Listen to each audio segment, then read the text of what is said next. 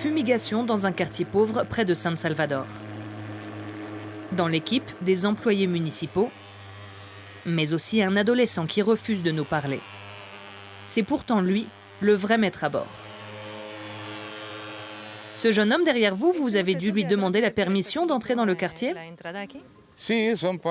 Oui, il fait partie de la structure, celle qui nous a accordé l'autorisation pour entrer dans le quartier. On a un comité de direction de la commune, formé de 23 personnes, et cet adolescent en fait partie. Il appartient à la structure de la MS.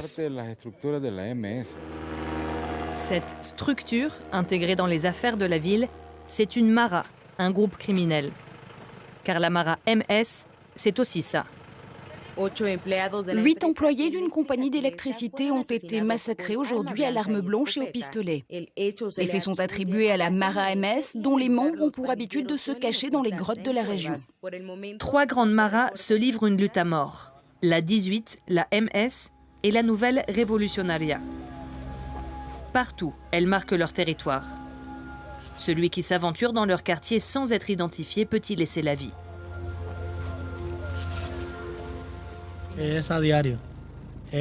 C'est tous les jours. On est habitué à tomber sur ce genre de scène n'importe où. La plupart sont très jeunes, de jeunes hommes en général. C'est devenu un délit d'être jeune au Salvador. C'est très risqué. À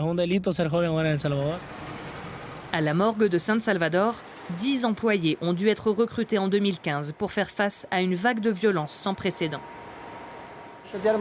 Il a été victime d'une arme à feu. Impact dans le crâne. L'année dernière, ça a été terrible. Et cette année, ça continue au même rythme. Certains jours, on a reçu plus de 40 corps. On ne savait plus où les mettre. On devait les laisser ici, sur des brancards, comme dans une salle d'attente. Il y a 20 ans, les Maras n'étaient que de petits gangs rapatriés de Los Angeles après la guerre civile. Ils se battaient au couteau. Ils s'affrontent désormais à l'arme lourde, extorquent la population et provoquent le chaos par de simples communiqués émis par les leaders emprisonnés. À plusieurs reprises, ils ont bloqué les transports publics dans tout le pays, réclamant de meilleures conditions de détention. Ils menaçaient de tuer les chauffeurs qui s'aventureraient à circuler. Catalino dirige une compagnie de bus. Ces grèves forcées, il a dû s'y plier. Mais il y a une chose qu'il n'accepte pas.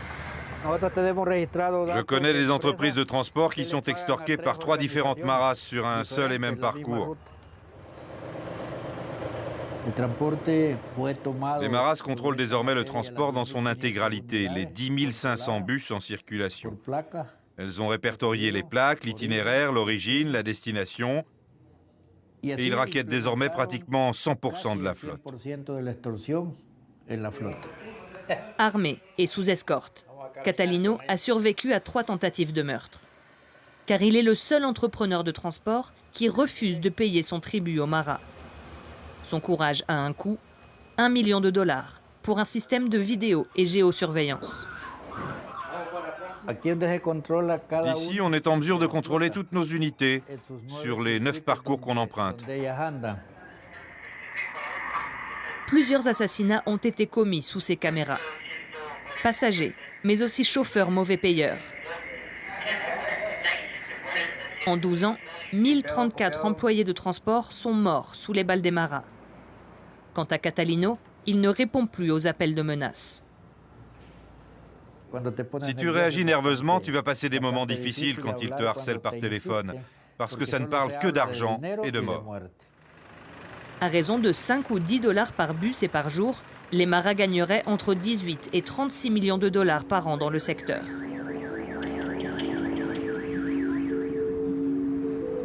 Nous nous rendons dans un quartier pauvre de San Salvador, la Fossa. Nous y entrons avec l'accord de 7 hommes, surnommé El Clavo. C'est le chef local de la Mara Revolucionaria. Notre Mara a la réputation d'être la plus dangereuse des 3. Parce qu'on assassine des policiers, des militaires et tous ceux qui leur sont liés. Mais dans son quartier, El Clavo est considéré comme un gardien de la paix. Ah ouais, madame? Oui, c'est pauvre, mais tranquille. Ici, on vit tranquillement. Et qui fait respecter l'ordre ici? Ce sont eux, et en particulier un certain Claveau. Mais comment vous résolvez les problèmes? On vérifie qui a commis le vol et on s'arrange pour qu'il paye ou qu'il rende son butin. Et après? Et bien sûr, après, on lui donne une bonne correction. Les maras se sont fait accepter dans les quartiers en commettant leurs crimes loin de chez eux. Moi, je suis de la révolutionnaria. Mais ici, dans mon quartier, je ne suis rien. Quand j'en sors, c'est autre chose. Il y a des zones où moi, je peux pas aller. Et ceux de là-bas peuvent pas venir non plus. Ici, c'est comme ça. Si je me pointe dans un quartier de la MS, je me ferai tuer. Et pour protéger la fossa des maras indésirables, la révolutionnaria a construit sa forteresse. Le quartier est bouclé jour et nuit, aux frais des habitants. Aux simples habitants, on leur fait payer 3 $ par mois. Et ceux qui ont une voiture, c'est 5. Et si la police veut entrer? Ils doivent nous demander la permission d'abord. Et nous écrire qui ils viennent voir, quelle famille les a appelés. Des autorités parallèles qui feraient travailler environ 1 personne sur 10 aujourd'hui au Salvador. Est-ce que tu considères que tu travailles pour la révolutionnaria? Pas spécialement, mais en fait, oui. Ce sont eux qui dirigent? Oui, ce sont eux qui commandent. Mais les maras vont encore plus loin.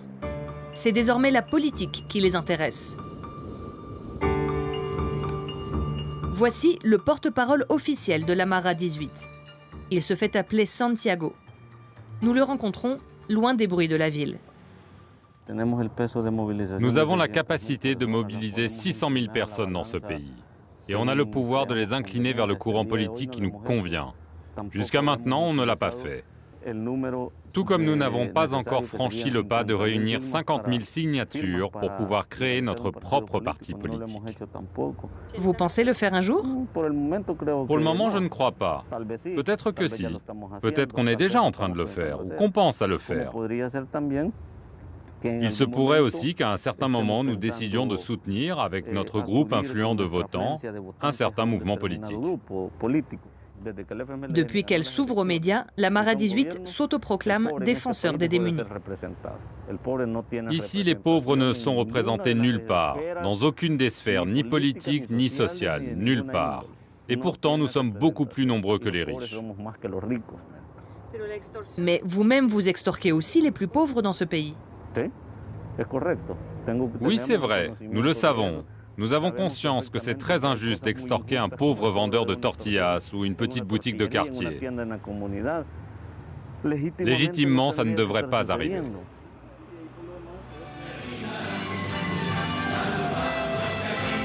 Congrès annuel du parti d'opposition. Sur l'estrade, les leaders sont tout sourire. Mais en coulisses...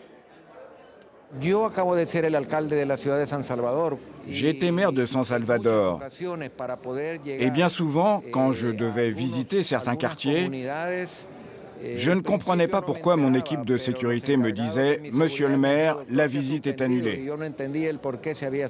Après, je me rendais compte que c'était parce que les maras ne voulaient pas me voir là-bas et que c'était trop risqué pour moi de m'y rendre. Pensez-vous que les maras peuvent changer le cours et le résultat d'une élection? Je pense non seulement qu'ils le peuvent, mais aussi qu'ils l'ont déjà fait. À de très nombreuses reprises, au cours des 3 dernières élections, les maras ont pour ainsi dire séquestré la population pour les empêcher d'aller voter pour l'un ou pour l'autre. Ils connaissent les affinités politiques des gens, et si ça ne leur convient pas, ils leur retirent leur carte d'électeur. Dans cette foule de politiciens, il y en a un qui reste discret. Mais à San José Guayabal, où il est le maire, c'est une autre histoire. Mauricio Villanova patrouille régulièrement avec ses hommes, munis d'un gilet pare-balles et d'un franc-parler hors du commun. Les mareros me détestent, bien sûr. C'est pour ça qu'on a décidé que j'allais patrouiller armé. Le secret de Monsieur le maire, combattre les maras en utilisant les mêmes méthodes qu'eux. Lui, c'est un de nos leaders. Bonjour, comment allez-vous? Bien, et vous, tout est tranquille? Oui, aujourd'hui, je n'ai rien noté de spécial. On communique par téléphone. Chaque événement suspect, chaque personne qui agit bizarrement, on passe l'info et ça reste confidentiel. Les mareros sont leurs hommes à chaque coin de rue qui espionnent les faits et gestes des policiers et des militaires. Alors nous, on utilise la même technique contre eux. Grâce à cette communication constante avec ses administrés, aucun meurtre n'est à déplorer depuis le début de l'année parmi les 11 000 habitants. Un petit miracle à l'échelle salvadorienne. Je te demande de garder l'œil ouvert concernant une info qu'on m'a donnée. Il paraît que près de chez les Ortiz, on a vu des jeunes avec des armes lourdes. Mais attention, on ne me l'a pas encore confirmé. Bon, je vais appeler mes contacts et essayer d'en savoir plus. La police locale enchaîne les détentions grâce aux pistes données par les informateurs. Malgré les menaces de mort, le maire continue sa stratégie frontale et décomplexée. Ce graffiti a été nettoyé par un membre de la Mara qui l'avait peint.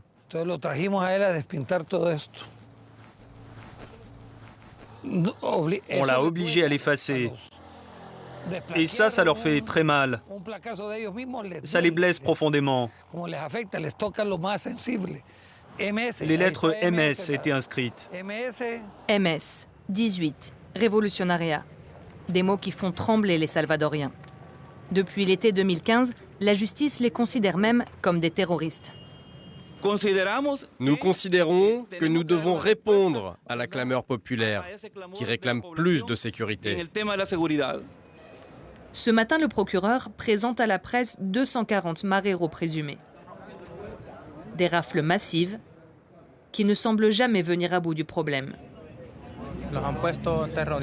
On m'accuse d'être un terroriste, mais c'est seulement parce que j'ai des tatouages. Vous dites que certains dans ce groupe assis derrière vous n'ont rien à voir avec la Mara? Ceux qui ne sont pas tatoués, ce sont des civils innocents. Nous, on est des mareros. Des preuves difficiles à établir, une police débordée. La plupart seront bientôt de nouveau libres. Le pays connaît ses pires heures depuis la guerre civile. Près de 1500 meurtres au cours des 2 premiers mois de cette année. Pourtant, les mareros le reconnaissent eux-mêmes. Aucune différence de fond ne sépare les 3 grandes maras. Mêmes adolescents issus de l'extrême pauvreté. Même absence de perspective d'avenir. La jeunesse salvadorienne se meurt d'une guerre dont plus personne ne comprend le sens.